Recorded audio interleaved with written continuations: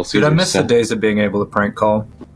It was definitely a more innocent time in my life. I feel more responsible now. I can't be doing that kind of stuff. When you become a parent, it's just like, fuck. What? I have to be the one, the rock, the hard place, you know?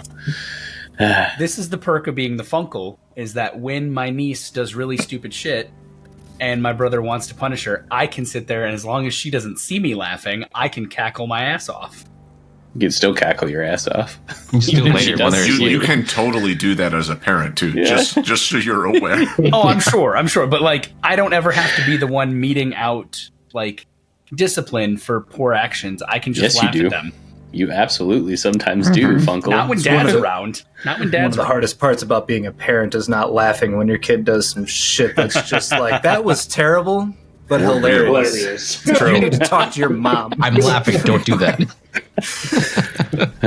Anyway. All right, on that note, the end times are nigh, or so they say, but tonight, the Empire endures. Welcome to the Grimdark Chronicles, our playthrough of Warhammer Fantasy Roleplay 4th Edition and the historic and hallowed Enemy Within campaign, specifically Season 1, Enemy in Shadows. I'm your GM Brad, joined tonight by Justin playing Berkey, Alex playing Luca, Eric playing Otto, Kyle playing Sigmund, Mike playing Kroppa, and our neighbors to the north, darkforgemedia.com, who made the really awesome intro video before this. If you didn't watch it and you've never watched it, shame on you. Restart the episode. Watch it. Sigmar is judging you. Seriously. Otto will find you.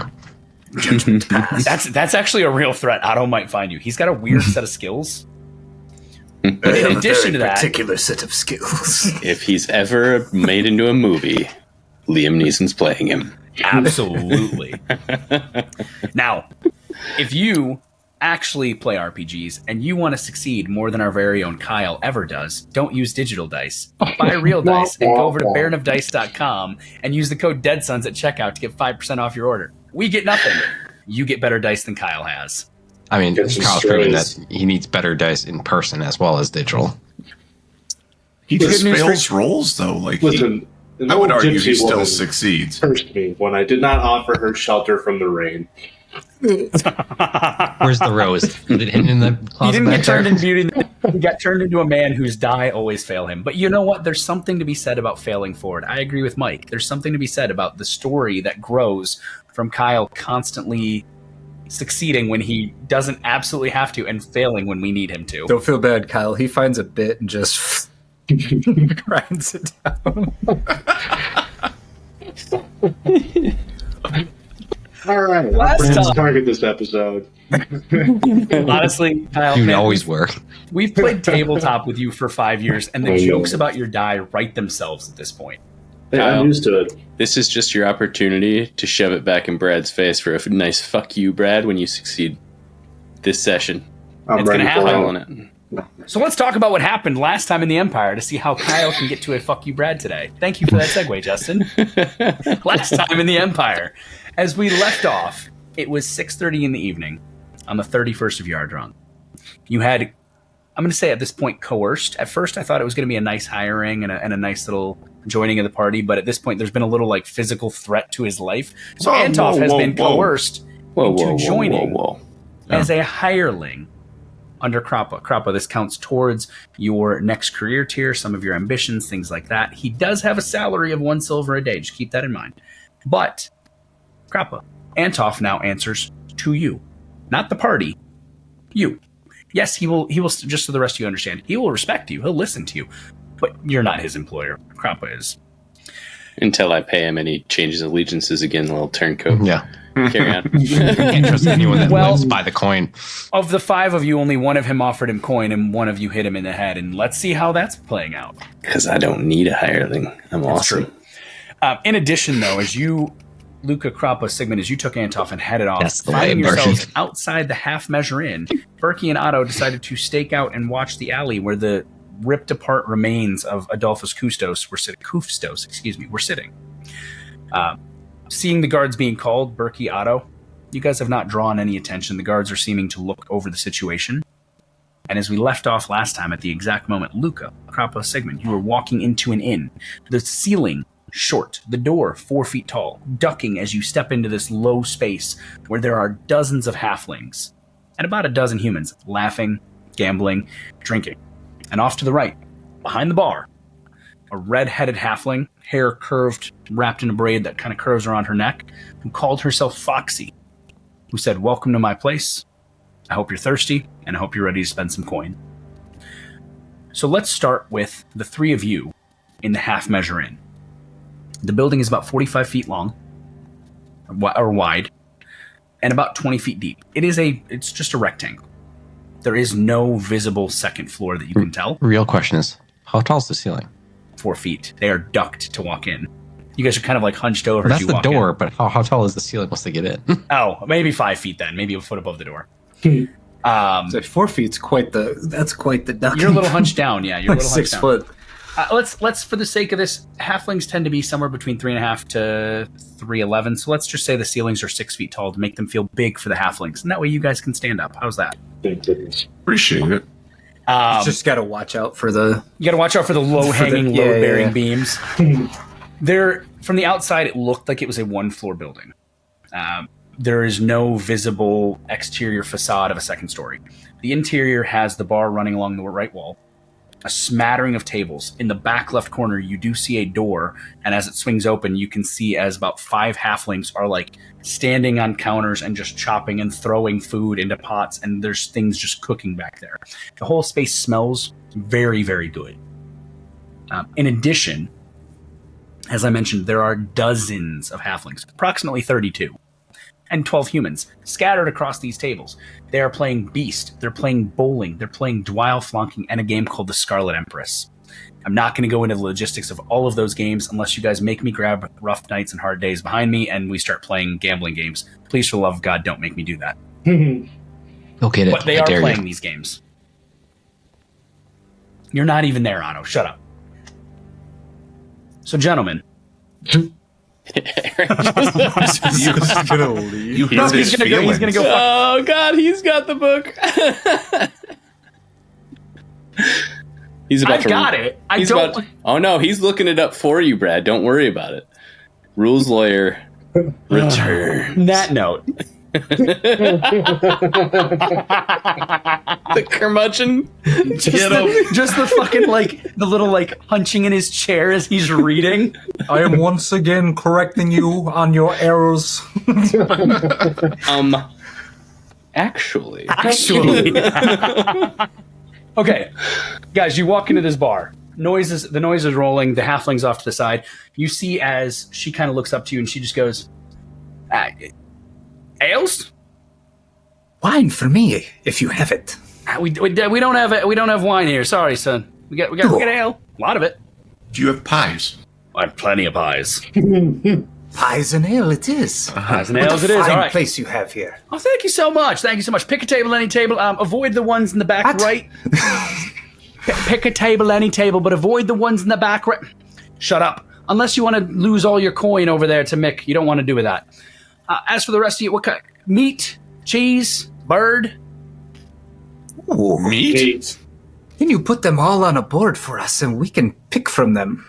She rubs her hands and she goes, "All right, couple of pies, 3 pints. Pick a table. We'll get it rallied up." And she starts pouring ale from behind her. Somebody has coins. You hear Why do I as she feel like halflings like to make casseroles? But carry on. that's basically a pie is basically the medieval casserole. It's true. Or for us Midwesterners, hot dish. So she starts barking orders, and you hear she goes, "Bird, cheese, meat. Throw a berry one in there too." Dessert. Very. Yeah, we'll get a berry pie. And she kind of bustles you over. There's an open table that has no one sitting at it. Otherwise, all the tables. So there's a few rounds and a lot of rectangles. There is an open round that you guys could take over with about 4 chairs that you could just have to yourselves. Or there's the more picnic style, think like German beer hall table style. I'm gonna sit down next to some of these folks and start getting a little silly with them. Okay. With my with all of my belongings tucked firmly under my arm. Okay. As I start to engage in their conversations and All right. revelry. Okay. So as you settle, Krappa, Sigmund, I'm just going to go on the assumption, but I'm going to ask, are you guys just sitting with Luca as well at this longer table to kind of rub elbows with halflings? Yeah, I'm sticking with them. Okay. All right. So as you guys kind of settle in, you sit next to a group of halflings. They've got mussy hair, round faces, big cheeks. One has buck teeth. One has a little bit of like a kind of like a snaggletooth. The other is just grinning ear to ear, and they just very happy to see you all. Ale gets set down from Foxy, and they just start cheersing you and sipping. Again, very beer hall-esque. It's easy to chat with them if there's any specific topic you're looking for, Luca, but otherwise they're just going to gossip your ear off about food and Bogenhafen, and they see the plate of pies come out, and you see as they're kind of like trying to sneak a finger in to grab a little bite. Sure, when they sneak in to grab some, I'll let them have some of mine. That's fine. Okay. And I'm just gonna gossip generally, and then also if I can sneak in, do they know Agatha and where her shop is? Every single That's one of them. That's the real question. Roll me a gossip check. All right. You're drinking, you're eating, you're rubbing elbows. Take a plus 40. Can I help church up? Mention to Agatha. You don't even need to. Agatha's going to be the easy part. All right. Okay. Plus 9, astounding success. Okay. 11 under 100. See, this is what the party really cares about. Where do we get pies? For real. All of our successes. Not when it's the campaign is called The Enemy Within. It really should have been called The Pies Within. No, it is The Enemy Within. We gotta fight hunger. Yeah, the halflings are very... See, we solved it. All right, guys, we're done. Gas solves the problem. Okay. Yep. So with a plus 9, astounding success. You hear from these halflings asking about just standard gossip. You hear a flurry of rumors, specifically about the Schaffenfest. You hear as one of the halflings says that you should never buy any horses from the Schaffenfest because the Watch stopped a horse drover from Averland, another province here in the Empire, from selling a mare with 9 eyes that were blistered into the inside of her mouth. You hear another saying that Counselor Tugin only attends guild meetings in the evenings and that he's had the entire Merchants Guild's timetable reorganized to his nocturnal preferences. You hear another that says, if you see a crow, you take it down and you nail it to a crow post. Crows are the eyes of the dark gods, don't you know?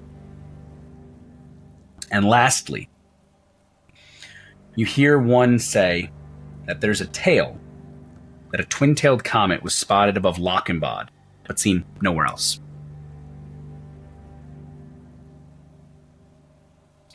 Now, as for Agatha's, you mention her name and the table erupts. Everyone knows Agatha's. However, the two individuals next to you just go, shh, we don't talk about Agatha's at Foxy's, but better pies. As he says this, a pie flies from the bar, whap, into the side of his head, and Foxy goes, I heard that. If her pies are so much better, go out and buy them yourself. As she does that, I'm going to throw my ale up and say, like, aye, or something like that, and I'm just going to take my hand and drag it across his face. Eat that little bit of pie. A fine pie if I've ever had one. Luca. Yeah. You get +1 success level on any social tests with Foxy for now. Okay. Cool. Okay. How is this charcuterie we set up? How's Krappa doing with this? Krappa, how are you doing with 4 pies in front of you, man? I'm handling it. Okay. Meat, cheese, berries. A meat pie, a cheese pie. The cheese pie to be... Homie's putting it down. That's what's happening. To be completely transparent. So the meat pie is what you would expect. Meat, gravy, some like root vegetables. The cheese pie is almost like a pierogi. It's a pastry filled with mashed potato and cheese. Send it. A little bit, maybe a little bit of onion. Good. Yeah. You're making me hungry now. You're rolling Cropper out of here for sure. The fowl pie is a chicken pot pie, essentially, but not chicken, some kind of a bird. And then the berry pie it's a mixed berry pie. Sigmund, get into these pies. You're sitting over there quiet, looking over your paperwork. Pie time. Let's go. that I don't think Sigmund's ever seen food like this in his life. So he's almost confused on where to start. Oh, I got you, Fred. He's taking notes from Grandpa. Yeah, I start from serving him up. It's like your first time at a nice restaurant. Got you. All right. Bradley, if Yes, you'll sir. allow it, during all this gossip back and forth, I'm just Sure. going to mention to these guys, they're a great company. We've had a hard day. Just happy to be around such, great people. And also, I'll be at the Schaffenfest tonight, and I would love it if you would come and tell your friends. So, Okay. I'll tell them where, approximately when. Hopefully, I will. I'll pile onto that between mouthfuls, just singing Luca's praises Okay. about how good he is. All right. Generational talent. Absolutely. So as this is happening, as you guys are singing Luca's praises, as Luca is talking about playing at the Schaffenfest, as all of these things are going on, Luca, the halfling that you wiped the pie off his face and kind of ate some of it, just goes, yeah, I would love to see you play. Do you need a lute? Wait a second. Do I recognize this lute? It's your lute. I'm gonna give him kind of like a dad look. Like, really? I found this thing sitting outside. It's a beautiful lute. Like, it was just sitting by the door, and I figured if you're going to play, you might need it. This reminds me of a story I once heard. Whoa. Of somebody whose hands just could not stay off other people's things. Oh, We all loved him anyways. And I'm gonna grab the lute and I'm gonna start kind of singing a song about it's actually about Wolfheart. And about how he just couldn't stop stealing, but he was such a good dude. Okay. So you grab the lute and you start playing. The halfling is just kind of like, hey, that'll cost you. And the halfling across the way from him looks at you, Luca, as you're right before you hit the first strum. He goes, yeah, it would. Hey, by the way, and he like reaches into his pocket. He goes, I think you dropped your coin purse, and shoves it across the table to you. I rolled both of your perception checks, and you failed them both. Luca, you grab It's your all coin. accounted for. You grab your coin purse, and it's about a penny. It's actually about a penny heavier. It's a penny heavier. You went from 2 silver 2 pennies to 2 silver 3 pennies. I'm gonna grab those 3, and I'm gonna flick a penny to each of the closest people to me, and then start playing the song. As you do that, from across the table, sitting next to Krappa, the other halfling looks to you and just goes, oh, and just hands you your crossbow back. Handling Jesus. it correctly. This is some bullshit. Recognize that you do not own what you own, and just be generous. It's fine. Yeah. The thing to just to note, the thing to note about halflings in this universe is none of their thievery is not a malicious I'm a thief kind of thing. Yeah. They don't see items as being owned, so they sell them for coin. But They needed carrots, and they didn't know Farmer Fran was. I get it. It's funny how they don't see things as being owned, but they transact things so other people can then exactly own right. them. So when he pushes the crossbow back across, I'm gonna point and go, ah, and then I'm gonna cheers him quick, and He take toasts you, and they look at Foxy. They go, halfling friend, and another round is being poured for all three of you at this point. Heck yeah. Also, by the way, for all three of you, I don't care where you stand with where your character is on the consumption at this point. Everyone, give me a very easy plus 60 consume alcohol for the three of you. Fair enough. And then Luca, we're gonna finally get into your perform. Perfect. So we've got a plus 5 5 under all 95, around. 47 under 95, 44 under 96, plus 5 across the realm. Everybody looks good. Luca, you begin to sing and perform finally the song about Wolfheart as you have collected all of your belongings back. Yes. Can it be entertained storytelling? If I will say that Is because the you're meat of telling your a thing actually story in telling the the story? nature of song. Yes, Aren't stories There was just a man. aren't songs just It's stories everybody in loved. songs are musical stories. form? The thing is that He's playing a lute as well. It's But fine. we're gonna go with it. Entertain storytelling. I can do Combo whatever view? you tell me to It do. depends on Combo how heavy test? he is between Combo? music and story. I Combo lean. test. So I think I've said this before. I lean have. heavily into the storytelling, but I'm playing very basic chord progressions that somebody. It could just be backing track.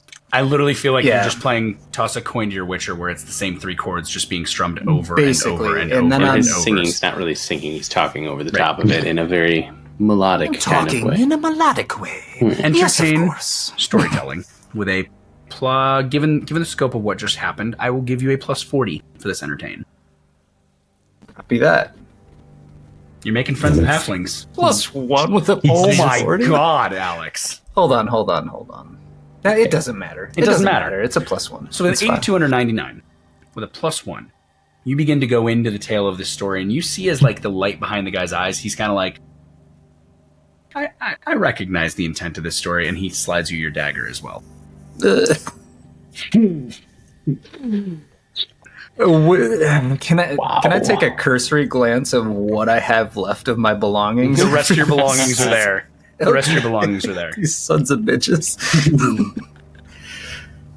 So Okay. as that goes on, you manage to tell the story, and they're very much enthralled. You watch as the 3 or 4 tables around you all hone in on this story, and despite your lute playing being very basic, at some point somebody starts picking up like a basic foot tap, and it continues. And at some point you have that kind of like that groundswell of just people nodding and tapping along as you go.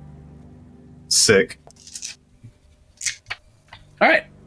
Berkey, Otto, back to you two and the dead body in an alley as these 3 are drinking and singing with halflings. Different vibes once again. I'm just going to point out this is the second time in about 5 sessions where one specific portion of the party is surrounded by dead bodies and the other portion is dancing. In 3 sessions. Hey, man. 3 sessions. You're right. 3 The sessions. game is lending itself to the two group. There's a sharp dynamic here. Yeah. Yeah. To be fair, Berkey would far prefer to be in the other dynamic. But I believe that. What are you two Garrett. doing at this point? The guards are not actively trying to approach you. They've kind of done their bit and are just beginning to cordon off the space. okay. And by cordon off, I don't mean like caution police tape. They're literally using their own I, bodies to create a as space. people are like leaving the area, I assume as they're done being questioned, they're kind of starting to disperse. I want to Yeah. start gossiping with them and seeing what's going on. Like, hey, what's happening? Like that kind of thing. Make a gossip check. Challenging +0. +4. 4 under 42, finally. Nice That'll roll. do. That'll do, pig. So as people begin walking by and you begin asking about this, it's very obvious they're hesitant to open up to you. Number 1, because they don't know you. That's It's kind fine. of weird. Number 2, though, then they kind It's of not look that up. weird. Yeah, but at the same time, kind of like you're in an area that is familiar to them. You're not familiar. There's a body. There's this. There's hesitancy. But then they look at what you look like and they go, "Oh, Sure. Okay." The base vibes to give you the spark notes are that people have shared that the guards are looking into what appears to be a grisly murder of unknown origin. Might potentially even be a wild beast from the Schaffenfest that got loose. Nobody knows. Beyond that, it's just the general kind of hubbub of like dead body. Oh my god, did you see the mess? Look at his Okay. intestines were on the roof, etc. Okay. I will add, because you got a +4. There's absolutely no indicator from anyone that there's any level of suspected persons of interest. All right. I'm going to walk back over. I'm going to kind of look at Otto and give him the wave over. I will finish up his prayer and then nod and head over to Berkey. And we'll head back to where we assume the others are. So you walk in the direction you know they headed. Both of you give me a perception check. I'll give you a +40 on this.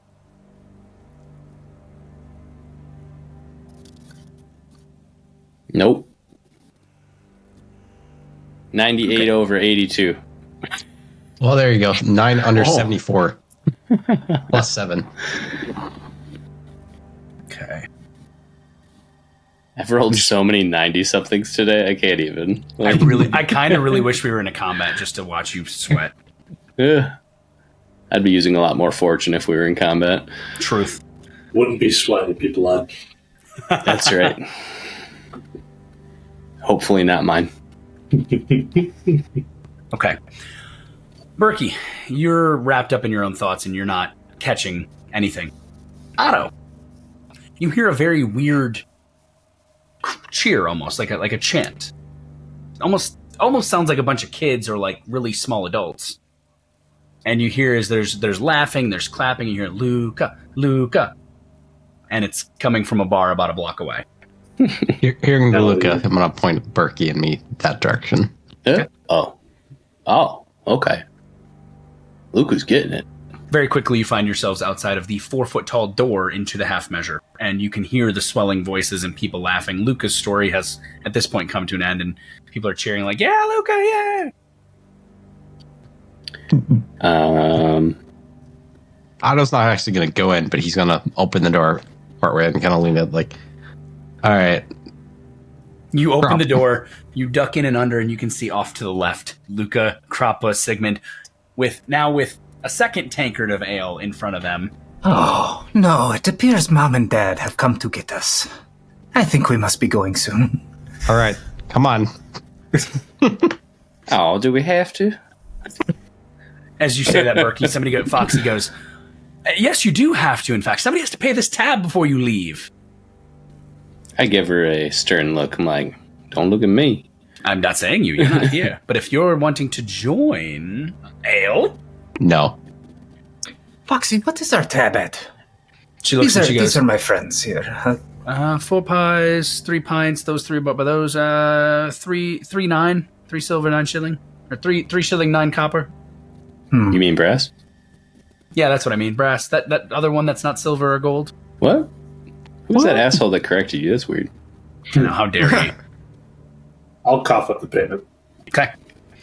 The whole thing? Yeah. Sigmund. Oh, the man. Well, then, Berkey and Otto, come get a drink. I'm paying for the next round. Sigmund, you reach for your coin purse. I knew this was coming. It's not there. Yeah. I scan the table and say, all right, which one of you cheeky little fellas has my purse? And Foxy looks up and goes, "Give the man his purse back. I would like to get paid." Sigmund, from one table back, hang on, Krappa, one table back and one body over, a purse just goes boom, over the shoulder, lands directly in front of you. It has kind of an uncomfortable symmetry that I kind of love. Does it weigh what it should weigh, Brad? Does not weigh what it should weigh. Shit, what is it? What do I contain now? It's 3 pennies less. Oh, that's not bad. Little That's a penny little. tax. Krappa, what were you about to say, sir? Well, at the sight of 2 of the 3 of us losing our valuables, I'm going to give myself a quick pat down. How am I feeling?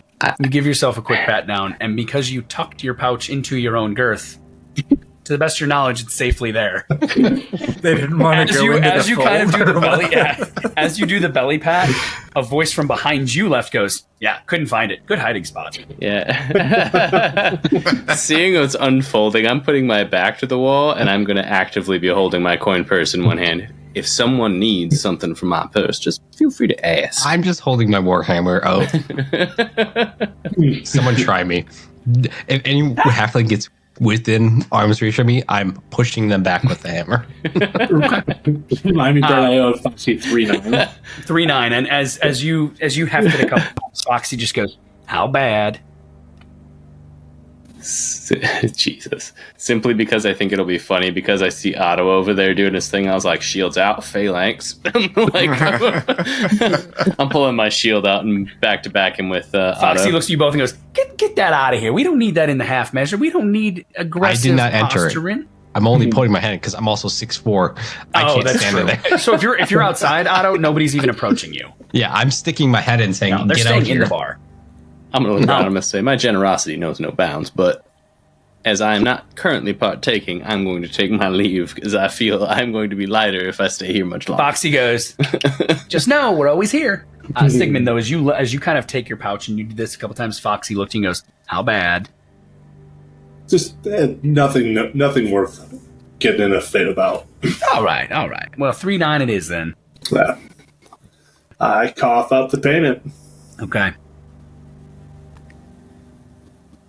Well, if you guys are good, I think we can get the party back together. Yeah. Oh, that's fun. Crappa, couple for the road. If there's any left over on the table, I'm taking them. The pies are there, and she goes, take them. Take the trays they're in. They're fine. We make them in the back. Sweet. I pile everything onto a tray. I'll give some The tray pats is on like- the back to my new friends here as we get ready to go. Don't forget, tonight. So you pat them on the back as you get ready to go, and you've checked yourself over a few times to make sure you had everything. And as you say that, they go, yeah, tonight. Oh, by the way, you're going to need your loot. They hand you your loot again. Motherfuckers. Wow. Note to self, don't go back. The good news is you guys walked out, like, what'd you lose? 4 pennies total? That's not bad. Yeah. It's all in how you play it. Absolutely. So as the 5 of you head out, where do you want to head?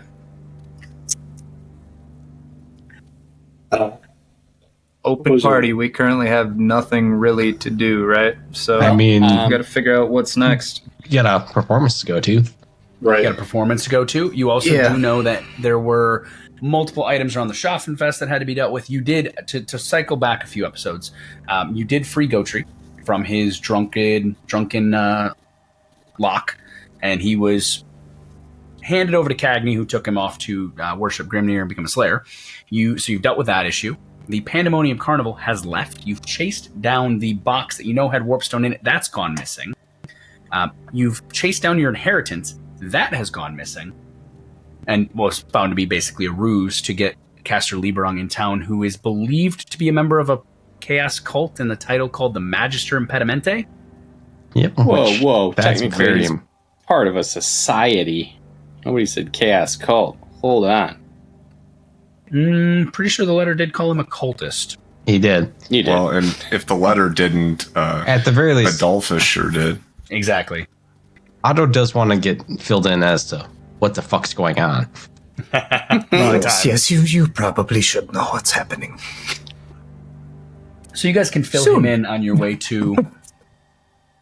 I just need to know, so I can keep the wheels turning. Where are we heading? No idea. What time is it? I mean, if we had a About clock, 7 this o'clock would be at night. easier. I know, the clock function broke with the latest update to Foundry. I don't have my little button anymore. About 7 o'clock? About 7 o'clock. That sounds like a perfect time to go back to the Schaffenfest and wrap that up and then figure out what our next step is going to be, right? Okay. We currently have no goals, but I'm sure the Something can get dropped in our lap very quick. will come along. Yeah. Very abruptly. Deal with this. Yeah. So as the 5 of you head back towards the Schaffenfest, and Luca, this is for you to go back to meet with. I need to go back to my notes. What is his name? I wrote it down somewhere. Did we complete our party short-term ambition, by the way?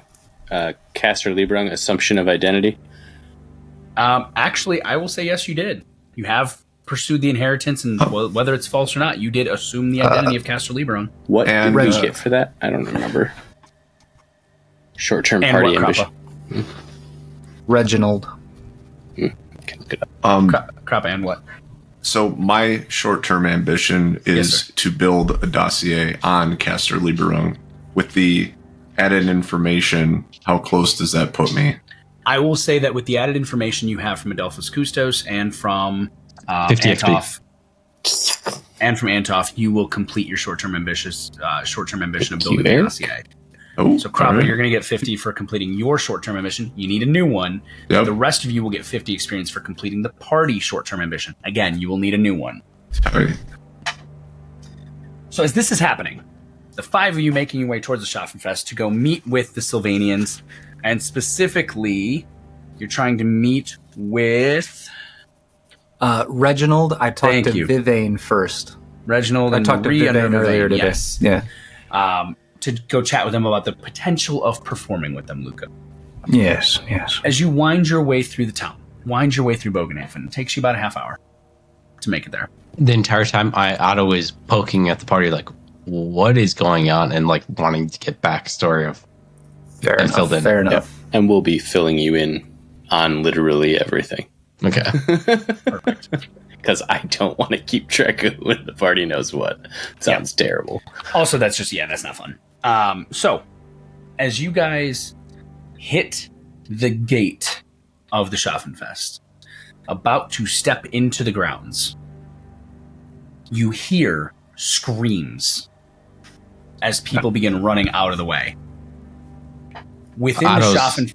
running that direction. Oh, it's right in front of you. Perfect timing. So within the Schaffenfest itself, a couple things have kind of begun to unfold. First and foremost, there are a host of creatures running down the center lane of the Schaffenfest. You see as a few different bulls are basically barreling down, being like almost like as if they've been goaded to run down the main road.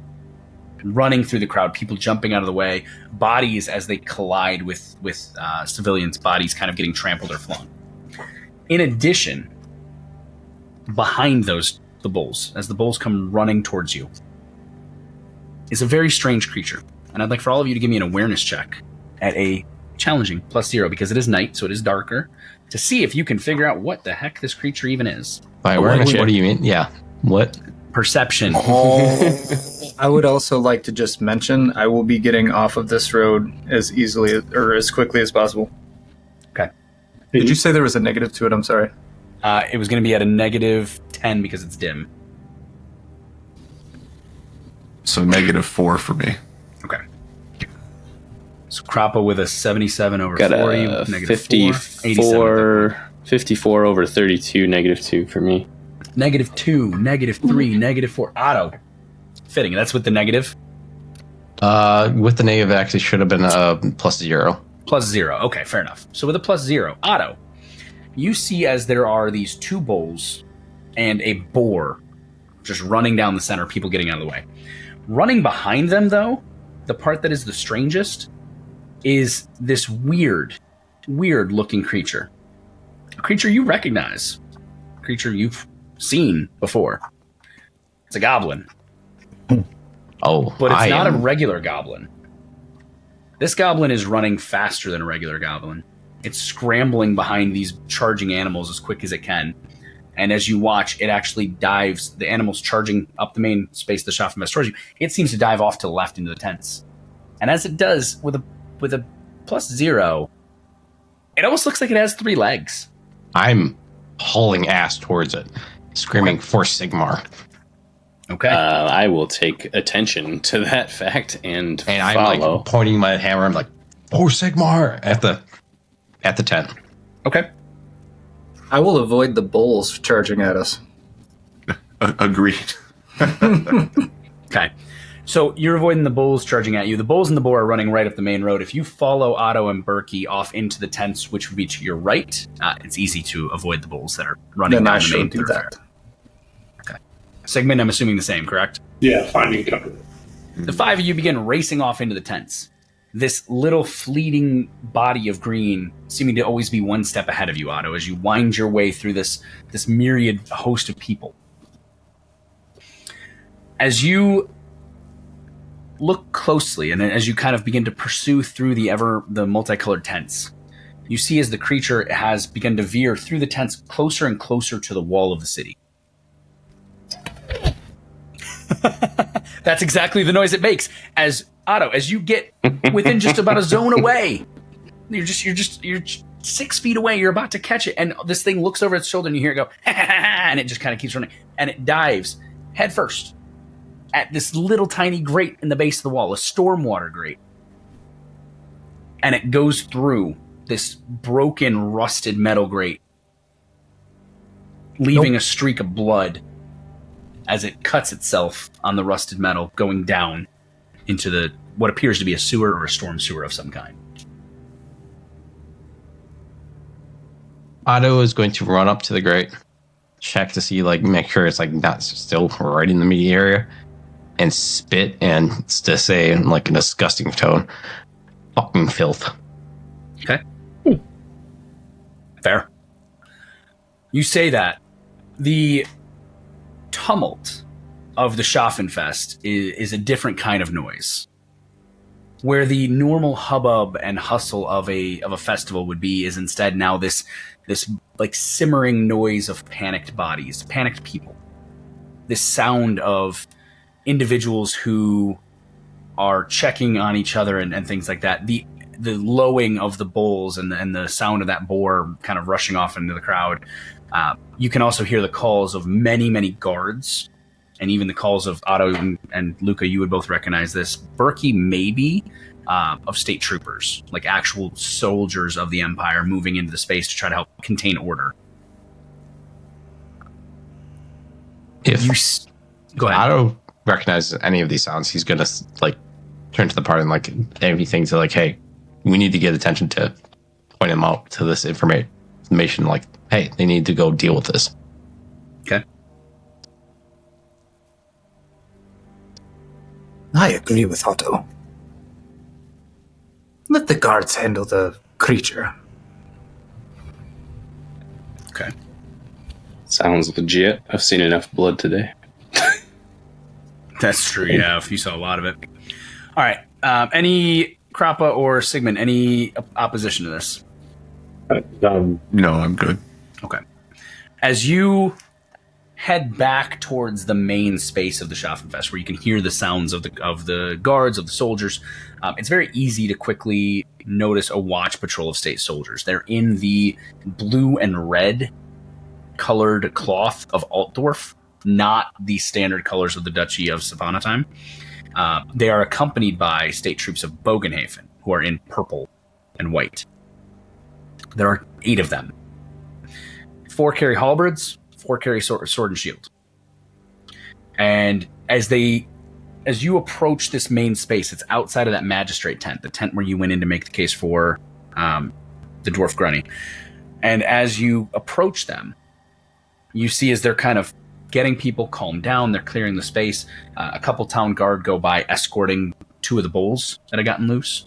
And one of the state troopers looks up, notices you, and just goes,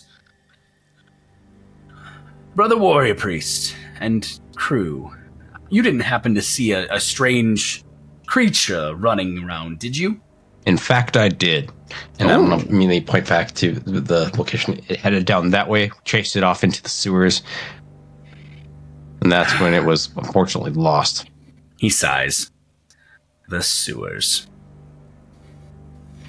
If I could trouble the 5 of you to please, could you please meet with the magistrate? We have the individual whose goblin this was under arrest, and they'd probably like your testimony. Otto will turn to the party and be like, you're welcome. You coming with? Sure. Where you go, I go. I suppose. Okay. I will humbly say, follow and head in. Okay. As long as that magister's not a fuck to carry on. They're always You've already fucked talked with this magister. I know. All right, Assume so they're the 5 fucked of you, until proof we're wrong. the 5 of you are escorted into, again, to reiterate, the magistrate's tent is a large tented structure that is created to make a court. It's the festival court.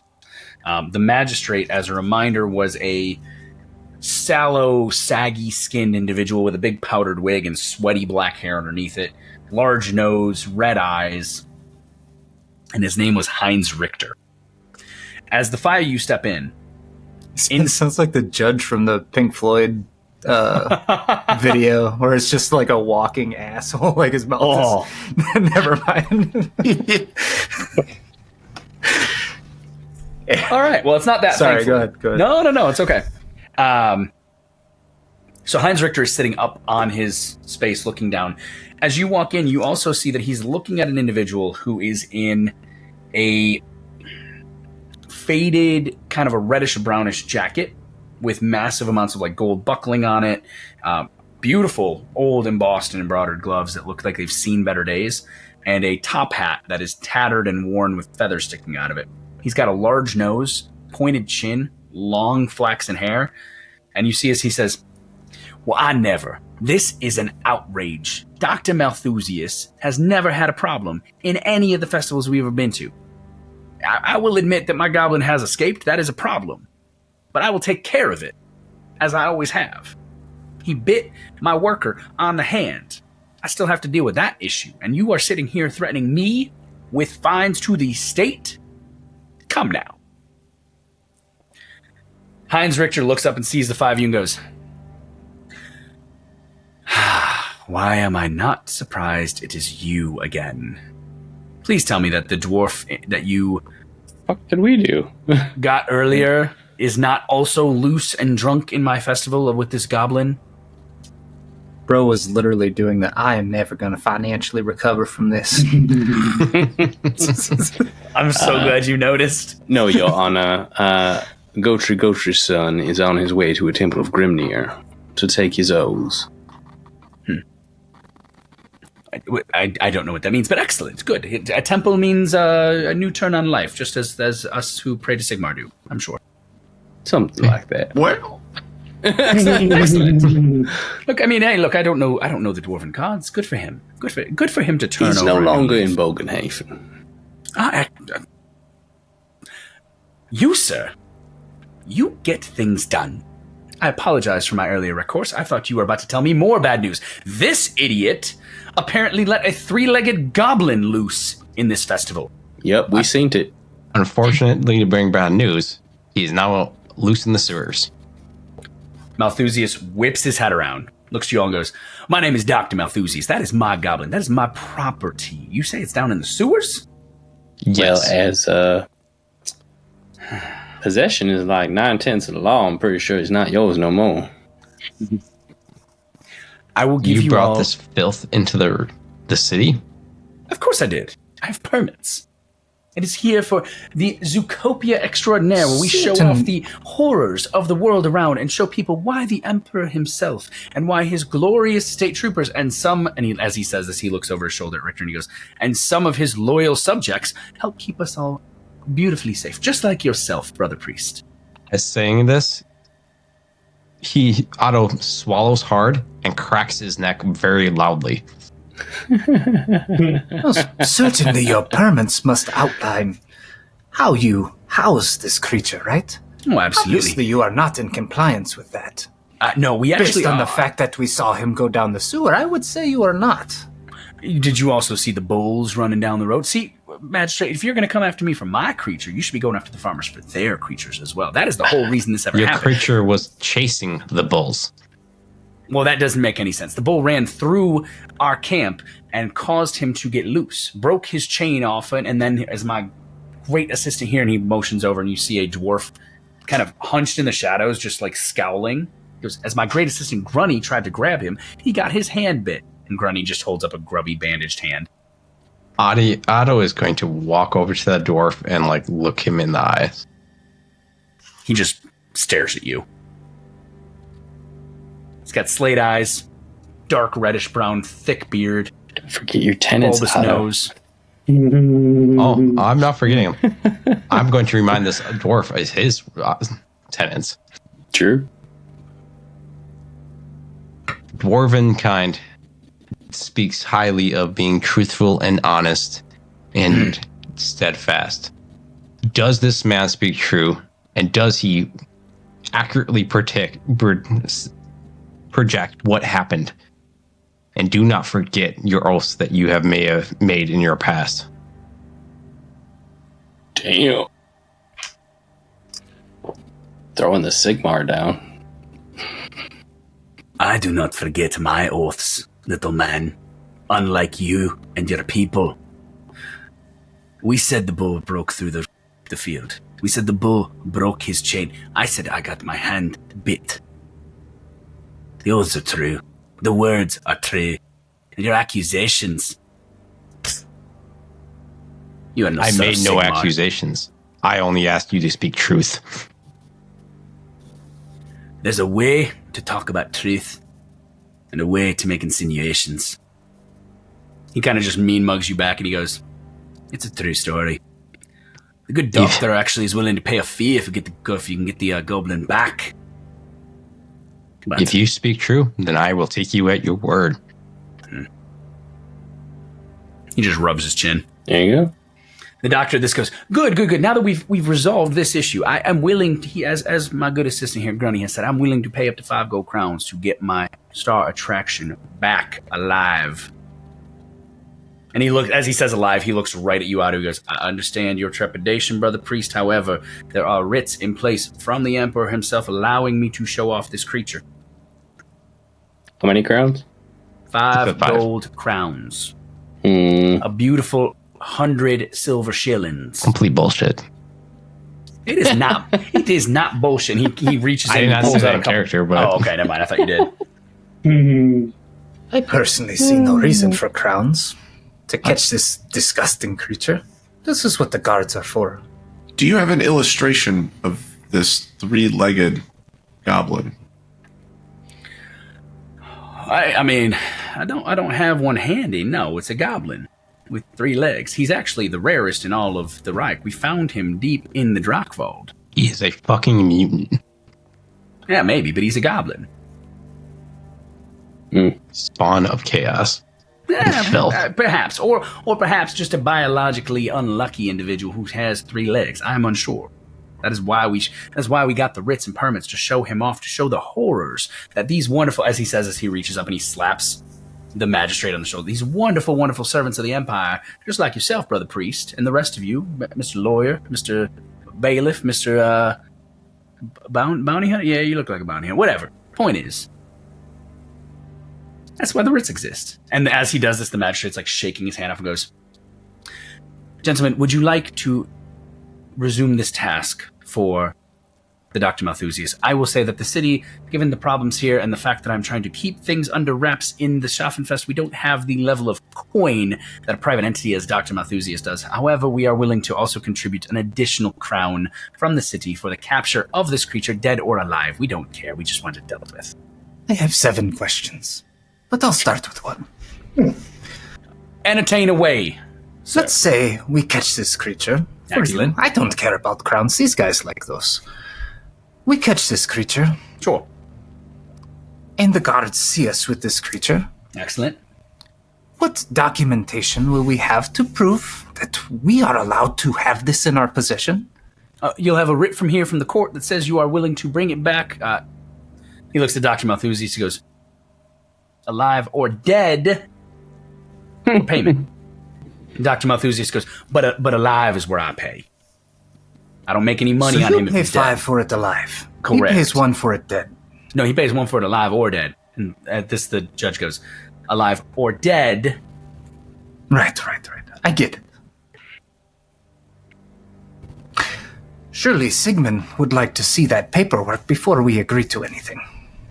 He looks. The judge looks to you, Sigmund, and goes, As a court of the great and glorious empire under Karl Franz III, I will happily tell you that we will write said writ with the names of your individual party members to ensure the evaluation and following of our team. In addition, it will be stamped with the signet of this court, as well as the leaders of the township itself, thus giving you the permitted access to the sewers and anywhere else you need be to capture this creature, alive or dead. Anywhere else. Within reason. You can't go breaking into people's houses here, sir. That's only 2. But you do say that we have some authority with this, of course, if it is necessary to catch him. I will defer to your good friend Mr. Blitz here, who understands the obligations of bounty authority, which will be extended to you at that time, yes. It's pretty much whatever you can get away with, but in not so many words. The court cannot confirm nor deny that statement. It's a loose thing. That's 3. That's it. I'm good. I thought there were 7. I was so excited. All right. There is. Those 7 will come up later. I was like, what the hell are we counting? I forgot he said 7. 1, 2. Heinz Richter looks at you all and goes, Can we count on you to please take care of this task? Obviously, we would want you to start immediately, but we recognize that time is of the essence. I look at the magistrate and go, for 1 crown, when he is willing to pay 5 for it alive, may or may not be worth our time. The 1 crown is whether you bring it back alive or dead. Well, I understand. But there is risk involved in approaching it at all. And There is. it may come back dead.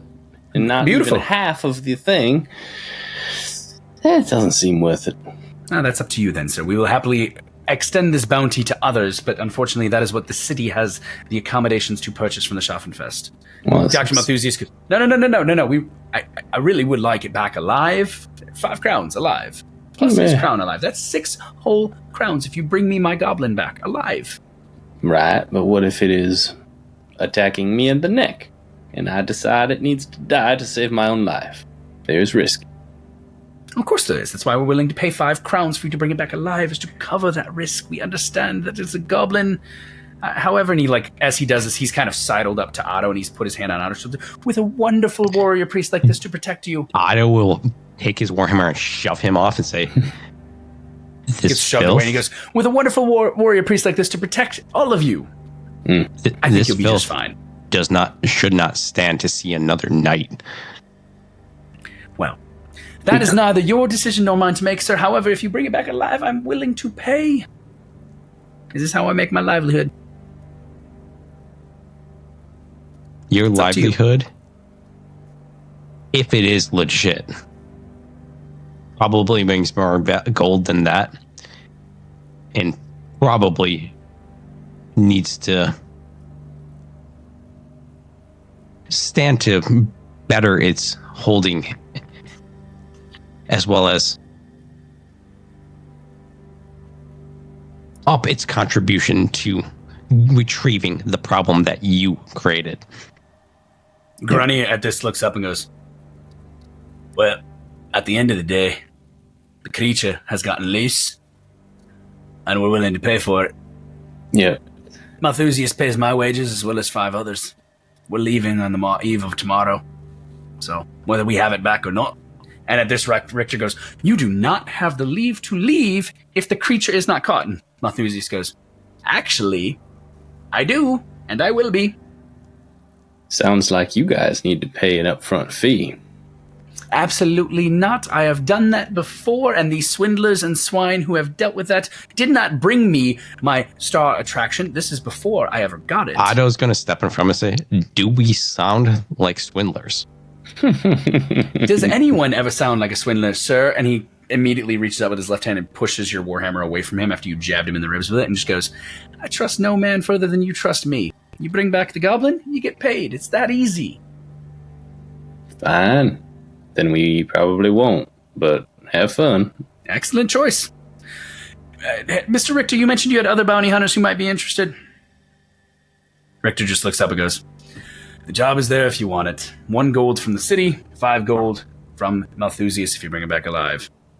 If not, toodaloo. Get out. Damn it, Brad, get a gavel. I told you. I should have gotten a gavel. I don't know. What do you guys want to do? We don't have anything else to do. Well, I'm guess just what? trying to squeeze Brad for more money, but You got time to think about it. Because we can find out what you decide when you failed to squeeze me for more money next time on the Grimdark Chronicles. Everybody is going to get 10 experience for successfully navigating today's adventure. In addition, Luca, you will get 15 experience for successfully connecting with the halflings enough to get everyone's goods back with the most minor amount of loss. Hey, now. It was a minor amount of loss. As for that, if you like what you heard, please hit like or subscribe on whatever platform you're on, whether it's YouTube, Spotify, wherever the heck we are. In addition, if you want to get access to our social media, come hang out on our Discord, where we like to chat about all kinds of things, mostly tabletop games, nerd content, and occasionally, like, that's about it, actually. Let's be real. And if you want to do music. that, go over to There's the music deadsunsco.com, get access to our socials and our Discord. If you really like what you heard, you want to help us keep the lights on, consider heading over to patreon.com/deadsunscompany, where we can help use those wonderful funds from all of our patrons who help support us to buy additional character art when I drop a moon on Justin and Eric at the rate we're going. Beyond that, thank you to our neighbors from the north, Darkforge Media, for making our awesome intro, and thank you to Baron of Dice for supporting the show and giving all of you a discount code. Remember, if you want to roll better than Kyle, go to baronofdice.com and use the code DEADSONS at checkout for 5% off your order. We get nothing. You get better dice than Kyle has. It's a win-win. I've got that fuck you, Brad, just cocked and I'm ready. waiting for it. I'm waiting for it. Beyond that, Thank you so much for joining us. Thank you to everyone who supports us on Patreon. And thank you to listening to this show. We're Dead Sons Company. But Brad, See you next time. But Brad, you forgot our experience. No, I didn't. Asshole.